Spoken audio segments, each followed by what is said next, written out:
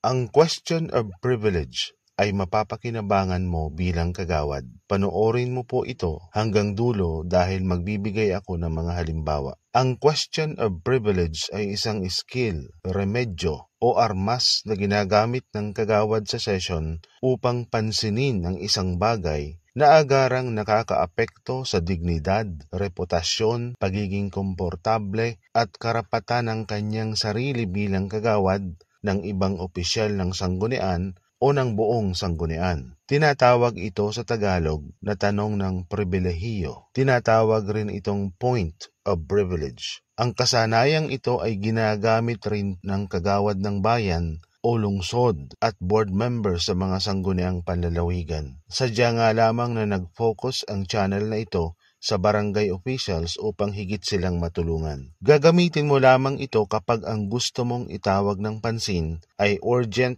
o agaran o apurahan. Kung gagamitin mo ito para sa iyong sarili, ang tawag dito ay question of personal privilege. Kung gagamitin mo naman ito hindi lang para sa iyong sarili, kundi para sa iba, ang tawag ay question of collective privilege. Subalit upang maging simple, tawagin na lamang natin itong question of privilege. Ang question of privilege ay bahagi ng parliamentary procedures. Sa Section 50 ng Local Government Code, sinasang-ayunan ang paggamit sa parliamentary procedures sa sesyon ng sangguniang barangay.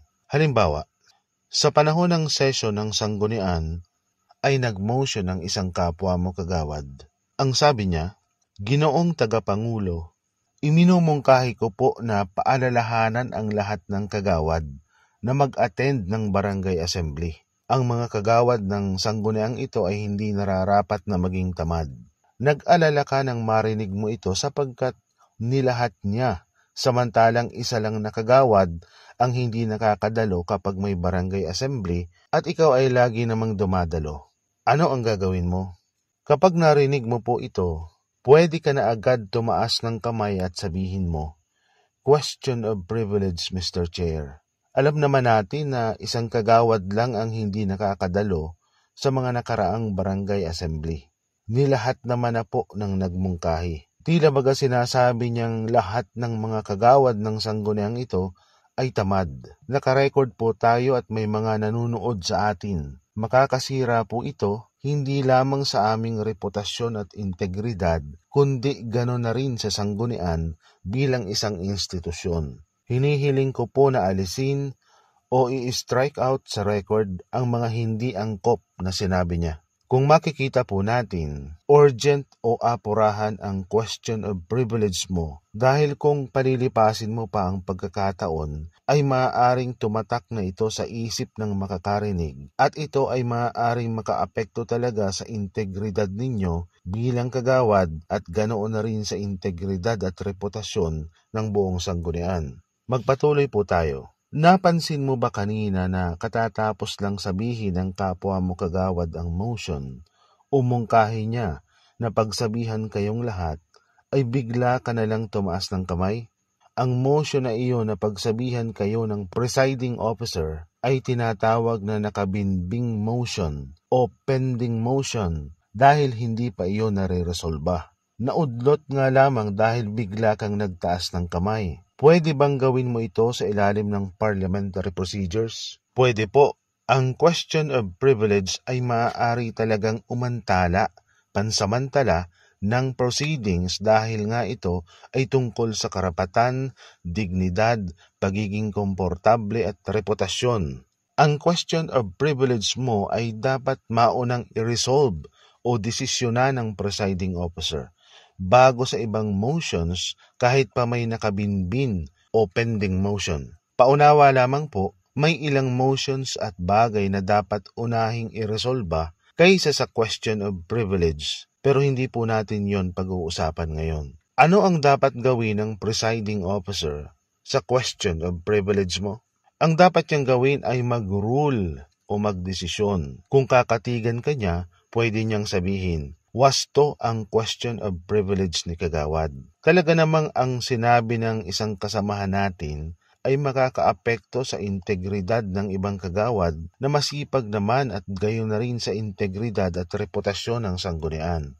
Hindi mo dapat po idinadamay ang lahat. Kaya naman, ipinag-uutos ko ngayon na alisin sa records ang mga hindi angkop na nabanggit. Pagkatapos ito ay sasabihin ng presiding officer sa kapwa mo kagawad, "Kagawad, balikan natin ang pending motion mo. Nais mo bang i-modify o baguhin ang motion mo upang maging isang kagawad na lamang ang paalalahanan ko?" Ano pa po ang ibang halimbawa? Kung mahina ang boses ng nagsalita at hindi mo naintindihan, maaari mo itong ipaulit agad sapagkat karapatan mong makarinig ng malinaw na deliberasyon. Pwede mong sabihin, "Question of privilege, Mr. Chair. Maaari po bang ulitin ni kagawad ang kanyang sinabi at lakasan ang kanyang boses?" Pagkatapos nito ay magkakaroon ng ruling ang presiding officer at sasabihin niya, "The question of privilege is well taken. Kagawad, ulitin mo po at lakasan mo ang boses mo."